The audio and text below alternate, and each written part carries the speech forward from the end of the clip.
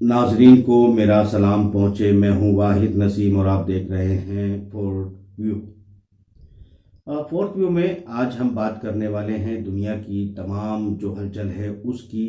हम देखेंगे कि साउथ चाइना सी में क्या हलचल है, हम देखेंगे कि अमेरिका को लेकर क्या हालात है, और अभी हम देखेंगे कि दुनिया में किस तरह की जो बातें हैं, सवालिया निशान लगाए जा रहे हैं वो किस तरह के हैं, और सवालिया निशान के साथ साथ जो अभी आने वाली चुनौतियां हैं हमारे सामने वो किस तरह की हैं, इस सब पर हम गौर करेंगे। हमारे साथ मौजूद हैं इस वक्त प्रमोद पाहवा साहब। प्रमोद पाहवा साहब, खैर मकदम है आपका। थैंक यू सर, बहुत बहुत शुक्रिया आपका। जी, मैं आपसे ये पूछना चाहूंगा कि दुनिया को लेकर इस वक्त जो हलचल है आप क्या सोच रहे हैं उसके बारे में। मैं यही सोच रहा हूँ कि हलचल क्या है। एक लग रहा है जैसे कोई अच्छा। कोई अच्छा सा हलवाई इमरती तलने के लिए बैठा हो, जिसकी ना शुरुआत पता लगे ना आखिरत पता लगे कि सिरा कहाँ से शुरू होता है और कहाँ खत्म होता है। पहली बार मैं ऐसा देख रहा हूँ कि दुनिया दो हिस्सों में बंटने के बाद वो हिस्सों के भी हिस्से हो रहे हैं। शायद बहुत हैरानी वाली बात है कि अगर हम सबसे पहले अमेरिका से ही शुरू करें, तो अमेरिका के अंदर एक तरफ तो प्रेसिडेंट ट्रंप कहते हैं कि हमें किसी तरीके का लॉकडाउन नहीं चाहिए। दूसरी तरफ उनके गवर्नर और उनका पेंटागन और उनका तंत्र कहता है कि हमें 1 साल तक स्कूल कॉलेज बंद रखने हैं, कारोबार दोबारा बंद रखने हैं ये और सेंटेंस जो कंप्लीट है, लॉकडाउन ये लॉकडाउन सेंटेंस बना के आप रखें। ये सेंटेंस आप दोबारा रिपीट कर लीजिए। ये आपके ऑडियो में थोड़ी दिक्कत आई है कि दूसरी तरफ ट्रम्प क्या कहते हैं। नासिर, यहाँ ये बात भी गौर करने की है कि लॉकडाउन में हम लोग बहुत दूर दूर हैं। बाबा साहब कहीं दूर हैं, मैं कहीं दूर हूँ, और हम स्टूडियो में चूंकि नहीं बुला सकते, तो इंटरनेट बैंडविड्थ की वजह से ऑडियो की प्रॉब्लम्स या वीडियो की प्रॉब्लम्स जो आपके सामने आ रही है। जब इंशाल्लाह लॉकडाउन खुलेंगे हम कोशिश करेंगे कि ये तमाम जो मुश्किलात हैं वो दूर हो जाएं और एक अच्छा ऑडियो वीडियो क्वालिटी आपको प्रेजेंट कर सकें, आपके लिए जो है उपलब्धता करा सकें। फिलहाल आपको थोड़ा समझौता करना पड़ेगा, उसके लिए बहुत बहुत शुक्रिया। जी पावा साहब। तो मैं ये कह रहा था कि पहली बार ऐसा हो रहा है अमेरिका के अंदर कि अमेरिका का पेंटागन और तंत्र कुछ और कह रहा है, प्रेसिडेंट कुछ और कह रहे हैं। वहां का तंत्र ये कहता है कि कंप्लीट लॉकडाउन होना चाहिए, और जी। प्रेसिडेंट ट्रंप ये कहते हैं कि लॉकडाउन नहीं होना चाहिए, ये खुल जाना जी। चाहिए। पहली बार जी। अभी रात का ही आपको समाचार बताएं कि वहां मिशिगन के गवर्नर हाउस में जनता ने सामने से प्रदर्शन किए और बंदूकें लेके गवर्नर हाउस में घुस गए, जबकि प्रेसिडेंट ने उनको बोला कि आप किसी भी तरीके से इनके साथ कोई दुर्व्यवहार नहीं कीजिए, ये बहुत अच्छे लोग हैं। कैलिफोर्निया में प्रदर्शन हो रहे हैं, और आज तो सुबह सुबह समाचार था कि न्यूयॉर्क में भी लोग सड़कों पर उतर आए हैं और बहुत बड़ी तख्तियां लेकर अपने कारों पर बहुत बड़े पोस्टर लगाकर कि वी डोंट वांट लॉकडाउन। तो अगर लॉकडाउन वहां पे तंत्र चाहता है, तो या तो राष्ट्रपति गलत है या तंत्र गलत है, और अगर दोनों गलत है तो जनता बिल्कुल ही गलत है। उसके अलावा फ्रांस में भी हुआ है प्रदर्शन, स्लोवेनिया में भी हुआ है, और भी कई कंट्रीज में लगातार ऐसा हो रहा है। पेरूत सॉरी ब्राजील में दिखाया जा रहा है कि वो लगातार क्वांटिटी में कब्रें एडवांस में खोल के बैठे हुए हैं। तो ये सब इतना सारा कंफ्यूजन पैदा हो गया है कि या तो कोरोना है, या जैसा कल कैलिफोर्निया में दो डॉक्टर्स ने प्रेस कॉन्फ्रेंस की, जिसको फॉक्स टीवी ने प्रसारित भी किया, तो उसमें उन्होंने कहा कि ये कोरोना जो भी है या जैसा भी है, लेकिन इसके नाम पे एक डर का व्यापार पैदा किया जा रहा है। तो वो खौफ क्यों पैदा किया जा रहा है, उस सब नहीं, के पीछे जो क्या है? जो जो बाबा साहब, जो डॉक्टर कहना चाहते हैं कि डर का माहौल, जो फॉक्स टीवी पर बात करने की कोशिश की जा रही है, यहाँ तो नाजरीन ये भी थोड़ा सा शायद बाबा साहब सवाल उठाना चाहते हैं कि जिस तरह से बहुत सारे डॉक्टरों की ओपिनियन आ रही है कि 1% लोग जो हैं वो जो बीमार पाए जाते हैं, पॉजिटिव हो जाते हैं, उनमें से 1% लोगों की अमवात होने के चांसेस हैं। यानी कि जो बुखार हैं, दूसरे फीवर्स हैं, उनमें भी इससे ज्यादा शायद जो है अमवात होने के चांसेस रहते हैं। तो उतने ही इस उससे फीवर पहले में भी हैं। अभी फिर इसको लेकर इतना इतना भय क्यों, ये कहना चाहते हैं आप? इसी रेफरेंस में मैं आपको एक बात और जोड़ दूं। 2 जी दिन पहले एक साना नाम की नर्स आई है टीवी पर। उसने बोला है कि हमें ऊपर से ऐसे आदेश हैं कि आदमी की डेथ या जो भी गुजरता है उसकी डेथ कैसे भी हो, उसको कोरोना में ही दिखाना है, उसको कोरोना में ही बताया जाना है। अगर आप पिछले सालों में आज ही के दिन हुई भी फौतगियों को, आज ही के दिन हुई भी डेथ को काउंट करें तो वो ज्यादा होंगी। आज आदमी कम मर रहे हैं। देखिए, लेकिन कानूनी कानूनी तौर पे मैं आपकी बात से इत्तेफाक नहीं करता हूँ। और चूंकि मैंने सुना भी नहीं है कि वो कौन डॉक्टर आई है और क्या कहा है। वैसे बहुत सारे सोशल मीडिया पे और दूसरी जगहों पर जो है वो वीडियो चल रहे हैं, उनमें कितनी सच्चाई है कितनी नहीं सच्चाई है शायद हम इसका फैक्ट चेक भी नहीं कर रहे हैं, तो इसलिए हमको अधिकार नहीं है कि ऐसा कोई सवाल उठाएं। मगर फिर भी आपने अपनी बात कही, आगे बताइए क्या। नहीं, उन्होंने देखिए, उन्होंने जो बताया हम वो आपके सामने रख, जी और हम तो आपसे जानना चाहते हैं कि जी। आपके विचार से ये कंफ्यूजन क्या है, क्यों है, और दर्शक दर्शक क्या समझे, किस का क्या वर्जन लेके दर्शक आगे चले। मतलब आप कि जो कहना चाहते हैं कि मैं आपके इन तमाम सवालों का जो गुत्थियां हैं, जो इमरती तली गई है, उसको उसको सुलझाने की कोशिश करूं। दर्शकों को तो इससे अच्छा क्या चाहिए। नाजरीन, शायद फवाद साहब चाहते हैं कि मैं इस सब्जेक्ट पर कुछ बोलूं, तो फिर मसला ये है कि जिस तरह से आज तमाम दुनिया में लॉकडाउन्स किए गए हैं, तमाम दुनिया में लॉकडाउन्स में कुछ खैमे बंदियां भी हैं जिनमें से कुछ लोग कर रहे हैं, कुछ लोग वायलेशन, जैसे पावा साहब बता रहे हैं कि इसके वायलेशन भी कर रहे हैं, इसके मुखालफत भी कर रहे हैं। यहाँ एक मसला ये है कि मैं अपने पिछले 5 सालों के अंदर लगातार दुनिया की बड़ी कॉन्स्पेरेंसी को पॉइंट आउट करते आया था। मैं 4 TV का हमारा मुबाहिसा जो हमारा प्रोग्राम होता है, उसमें मैंने बहुत सी बार, आप यूट्यूब पर मौजूद है, उसको सर्च कर सकते हैं, दोबारा देख सकते हैं, सुन सकते हैं, कि मैंने बहुत सी बार ये बात कही है कि रशियन एक जो थ्योरी है, उन्होंने एक अपने गेम प्लान किया है जिसका नाम यूरेशिया दिया है, और एक पश्चिमी जगत की एक थ्योरी है जिस पर उन्होंने दुनिया में आगे बढ़ने के लिए अपने प्रोग्राम का नाम द ग्रेट गेम दिया है। द ग्रेट गेम जो है वो सही कोरोना के पहले तक जैसे प्लान किया था वैसे चल रहा था, और जैसे जैसे मैं बताता आ रहा था अगले 6, 8, 10 महीनों के अंदर वो जमीन पर दिखाई देता था।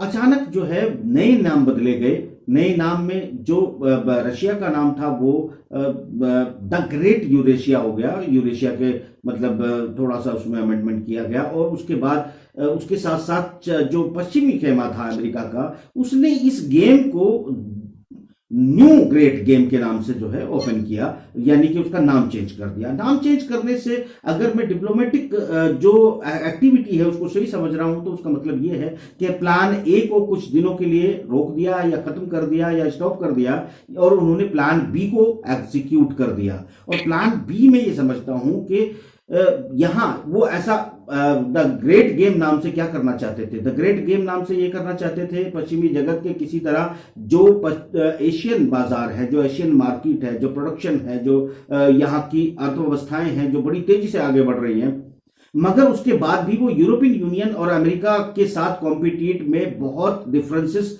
जो है वो लेकर सामने बैठी हुई है। वो किस तरह के डिफरेंसेस है कि अगर कोई चीज भारत में मान लिया 1,000 रुपए की आपको मिल जाती है, कोई मोबाइल आपको 1,000 का मिल जाता है, या गाड़ी आपको जो है वो किसी कीमत पे मिलती है, तो वो चीजें जो खाने पीने की आपकी चीजें हैं, रोजमर्रा की रोटी है, रोजमर्रा की जरूरतों की चीज है, वो जब आपको चाइना के और भारतीय जैसे बाजारों में मिलती हैं तो उनकी कीमत अलग होती है, रुपए में होती है। और जब यही सामान जो है यूरोपियन यूनियन में जाता है तो ये डॉलर में कन्वर्ट हो जाता है, और डॉलर में कन्वर्ट होने के बाद जो डिफरेंसेस आते हैं वो ये आते हैं कि आप अगर चाय पीते हैं, आम चाय जो पीते हैं यूरोप में या फिर अमेरिका में, तो वो आपको 100 रुपये इंडियन करेंसी में 80, 100 रुपये, 90 रुपये या 75 रुपये की आसपास आपको पड़ेगी, जबकि भारत में आप 2 रुपये से 5 रुपये में आज भी चाय पी सकते हैं। चाइना में इससे भी कम में पी सकते हैं। तो ये जो चुनौती उनके सामने थी कि करेंसी को अगर प्रोडक्ट रेट है वो और रोजमर्रा की चीजों में हमने जो डे वेजेस अपने मजदूरों के, कामगारों के रखे हैं, उनको कैसे मैच किया जाए, ये एक बड़ी चुनौती थी। चूंकि या तो फिर वो चाइना और भारत जैसी अर्थव्यवस्थाओं को खत्म कर दें, अगर वो इन्हें खत्म नहीं कर सकते, उन पर पाबंदियां, उन्हें आपस में लड़ाकर किसी सीपैक के बहाने, किसी भी आपसी दुश्मनी के बहाने अगर वो लड़ाकर इनको बंद नहीं कर सकते हैं, तो एक कुछ ऐसा किया जाए जिस पर इस बाजार को, अपने अपने बाजारों को सेटल करके इनके बराबर लाके और फिर से एक नई दुनिया की, नई अर्थव्यवस्थाओं की शुरुआत कर सके, ताकि दुनियाओं में इतने डिफरेंसेस ना हो कि जहां भारत और चाइना जैसे देशों का ही सामान खरीदा जाए और यूरोपियन यूनियन की बनाने वाली, चाहे वो इजरायली कंपनी हो, यूरोपियन कंपनी हो, अमेरिकन कंपनी हो, उनके जो माल है वो बाजार में, चूंकि एक बात याद रखिएगा, एशिया में जापान एक कंट्री है, जापान में जो कुछ सेटलमेंट होता है वो यूरोपियन यूनियन और अमेरिका के आधार पर होता है। यानी इसमें एक देश और सऊदी अरब है जहां पर जो है वो अमेरिका के डॉलर के रेट के हिसाब से ही अपनी चीजों को मैनेज करते हैं। तो यहाँ जापान में चूंकि सबसे ज्यादा इन्वेस्टर जो है वो अमेरिकन होते हैं, यूरोपियन होते हैं, इसलिए वो फायदा कमाना, नफा कमाने का काम भी वही कंपनियां करती हैं। मगर जापान जो है वो चाइना, कोरिया जैसे देशों के सामने पिछड़ता जा रहा है। भारत से पिछड़ने की बात मैं इसलिए नहीं कहूंगा क्योंकि भारत ने अपने निजी उद्योग या तो सेल आउट कर दिए हैं या फिर निजी उद्योगों को बंद करा दिया है। यानी कि यहां पर हमने सब्सिडी खत्म की है, हमने फार्मर को भी छूट नहीं दी है, कंपनियों को भी बहुत ज्यादा छूट नहीं दी है, जिसकी वजह से हम बाजार में खड़े हो सके और अपनी जो प्रोडक्शन कैपेसिटी है उसको बढ़ा सके। जबकि दूसरे जो देश हैं चाइना के सहयोगी या चाइना, वो अपनी प्रोडक्शन कैपेसिटी को बहुत बढ़ा चुके हैं। ऐसी सूरत में जो है उस प्रोडक्शन की कैपेसिटी इतनी है उनकी कि वो पूरी दुनिया को हर सामान फीड कर सकते हैं। और जबकि यूरोपियन यूनियन और अमेरिकन खेमे, जो क्रोडी कैपिटलिज्म है, जो कैपिटलिज्म है, उसकी थोड़ी ये थी कि सामान की शॉर्टेज हमेशा बनाए रखें, कमी जो उपलब्धता है सामान की वो कम रहे और कम से कम माल की ज्यादा से ज्यादा कीमत वसूली जा सके। इस चुनौती में चीन और दूसरे देशों ने जो एशिया में काम करते हैं उन्होंने इनको हरा दिया, पछाड़ दिया। धीरे धीरे उनकी अर्थव्यवस्थाएं बैठती जा रही थी। फ्रांस में आंदोलन पहले से चल रहे थे, अमेरिका के अंदर वॉल स्ट्रीट को लेकर बहुत दिनों से आंदोलन चल रहे थे, बेरोजगारी बढ़ती जा रही थी। ब्रिटिश के बाद जो ब्रिटेन बाहर निकला है उसके बाद यूरोपियन स्थितियां जो है वो बदल रही थी। मुझे लगता है कि द न्यू ग्रेट गेम के तहत अर्थव्यवस्थाओं को सेटल करने के लिए 90% तक जो है वो अर्थव्यवस्थाओं को जो है लॉकडाउन करके खत्म कर दिया जाएगा और फिर से एक नई व्यवस्था, नए लॉ, नए कानून, नई इवेल्युएशन ऑफ द मनी के तौर पर जो है इसकी शुरुआत की जाएगी। यही कोरोना है, यही क्रोनोलॉजी है और इससे कहीं ज्यादा बढ़कर। अलबत्ता अगर ये इतने पर टल जाती है तो मैं शुक्रगुजार रहूंगा, क्योंकि इससे पहले जो इनका प्लान ए था उसमें युद्ध था, उसमें जनसंहार थे, उसमें लोगों की बहुत सारी मृत्यु होनी थी, जिसके बदले में, जिसमें भारत और पाकिस्तान इसके जद में आने वाले थे मेरे आकलन के हिसाब से।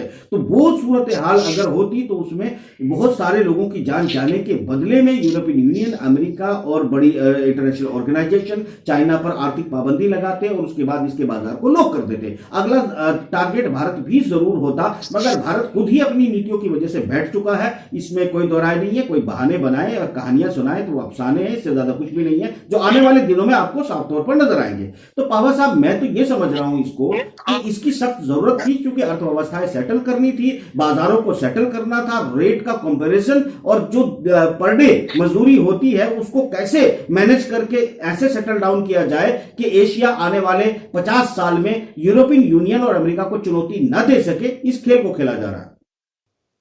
नहीं, आपने अभी जो भी बात बताई वो सब अर्थव्यवस्था को लेकर बताई।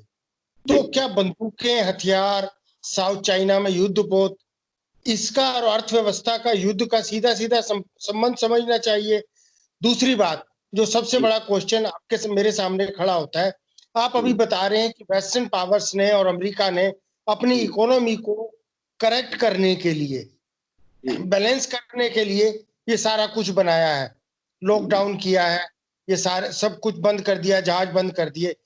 तो उसमें हम कहाँ खड़े होते हैं? हमारा क्या संबंध है उससे? हम तो फिर भी मजदूर ही हैं। अगर हम अर्थव्यवस्था के हिसाब से देखें तो हमारी आय का मैक्सिमम हिस्सा निर्यात से नहीं आता है, आज की डेट में मजदूरी से आता है। चाहे वो हमारे कामगार मेहनत कर रहे हैं, अपना पसीना बहा रहे हैं, चाहे हमारे पढ़े लिखे स्किल्ड इंजीनियर डॉक्टर बाहर काम कर रहे हैं और इज्जत कमा रहे थे अभी तक। ये तो आपके लोग हम हम हाँ, हम ये क्यों लॉकडाउन कर। हाँ नहीं नहीं, मैं कह रहा हूँ ये पावर आपका लॉकडाउन के बारे में भी मैं ज़रूर बात करूंगा। मगर यहाँ यहाँ आपको एक बात वाजे कर देता हूँ कि आपके ज़्यादा लोग, चाहे वो इन्फोसिस हो या दूसरी कंपनियां हो, वो इसलिए ज़्यादा पैसा विदेशों से कमा पा रही है क्योंकि भारत में जो नौकरी की जो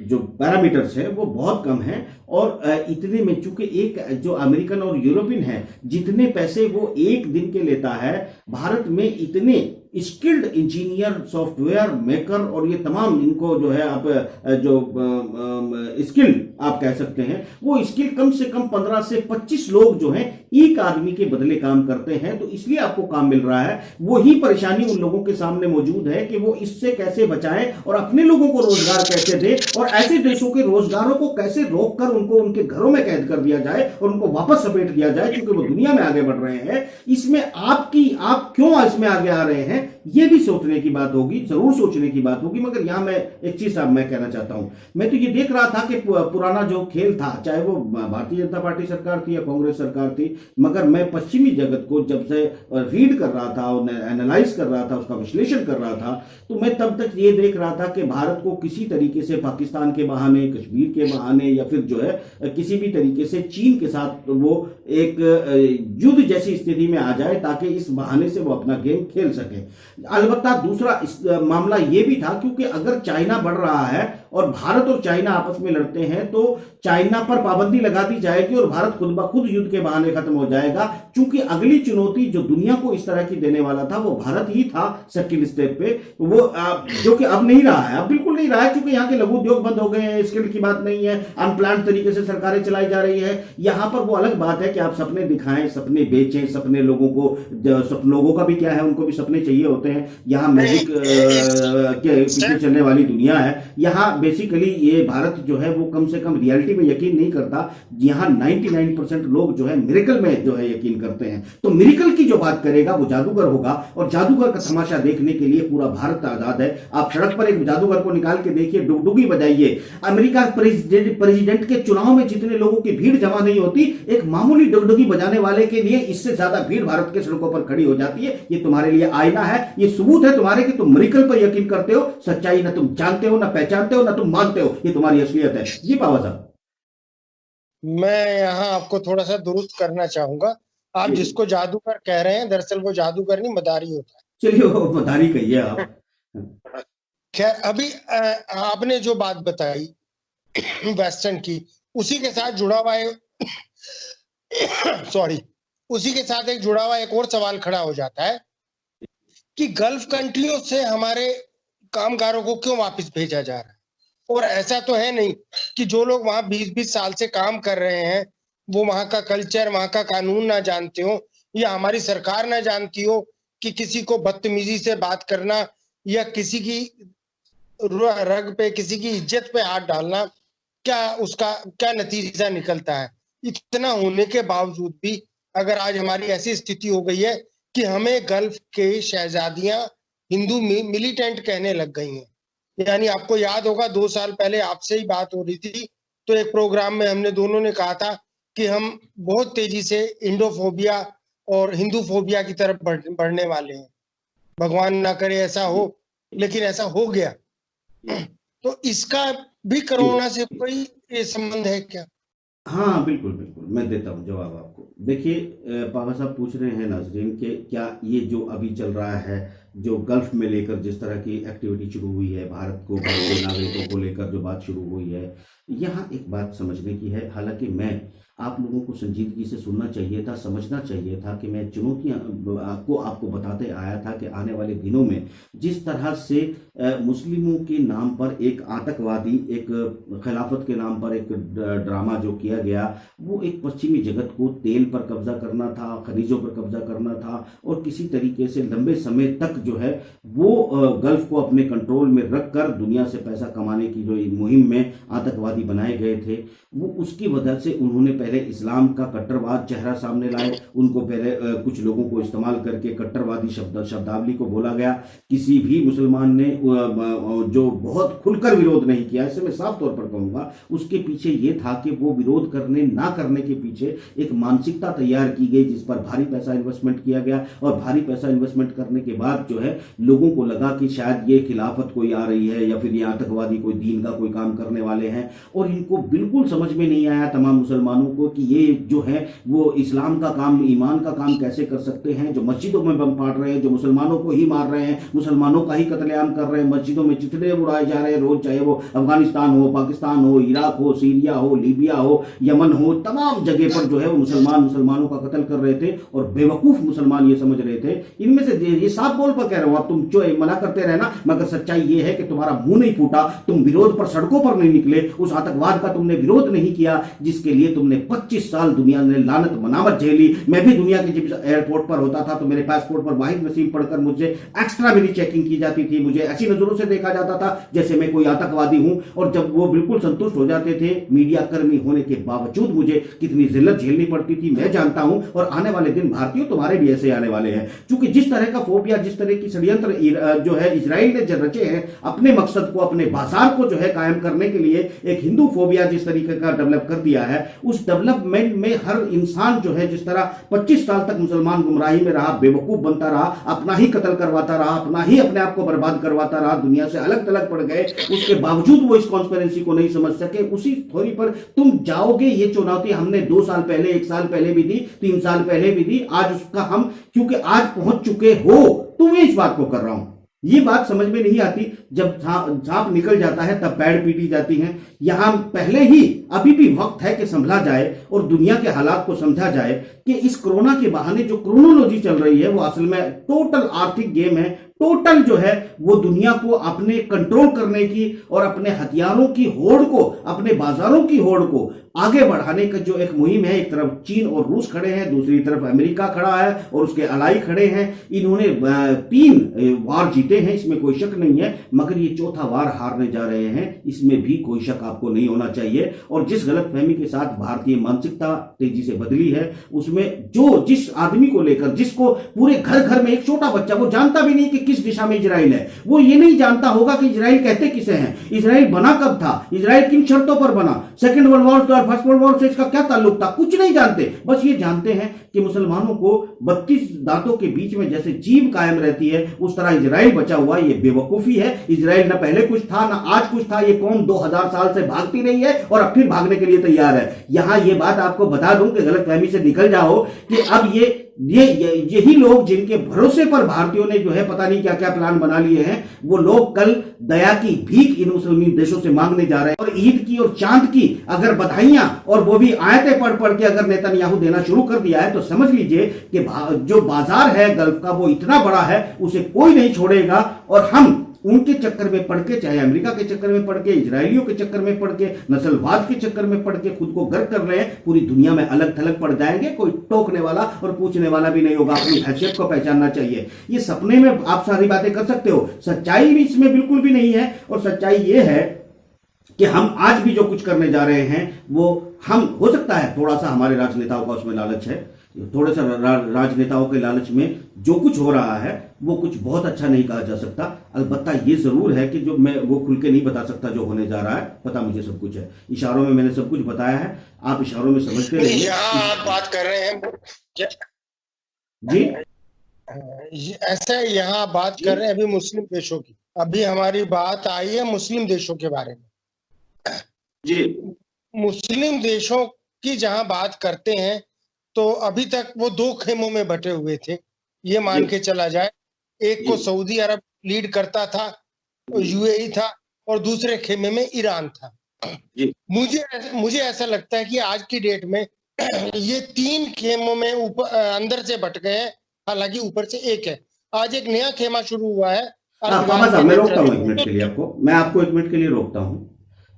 नाजरीन, अभी इस प्रोग्राम को हम यही खत्म करते हैं। पावा साहब जिस मामले को उठाना चाहते हैं उसमें इस्लामिक वर्ल्ड है, उसमें गल्फ है, उसमें एक और नई तरह की क्रोनोलॉजी है। वो 3 खेमे 2 खेमों में बट गया है। सऊदी अरब क्या होने जा रहा है, सऊदी अरब किधर जाने वाला है, उसके जाने से क्या असर पड़ेंगे, सीरिया में जो है अभी जो हमले हुए हैं उनको लेकर क्या है, रूस का क्या दखल होने वाला है, अमेरिका वहां से भागेगा कि ठहर जाएगा, इजराइल क्या अपने आप को सरेंडर करके मुस्लिम देशों के सामने बिछ जाएगा, उसके बाद जो है वो जो उनके उनके भरोसे पे जिन लोगों ने नीतियां बनाई उन देशों का क्या होने वाला है, इन सब पर हम बात करेंगे। इस प्रोग्राम को हम यहीं रोकते हैं और इंशाल्लाह अगला एपिसोड लेकर आपके सामने जरूर हाजिर होंगे। तब तक के लिए अपना विश्लेषण कीजिए, यूट्यूब पर थोड़ा सा साथ दीजिए और सुनते रहिए, देखते रहिए फोर्थ व्यू। फिलहाल इतना ही। खुदा हाफिज।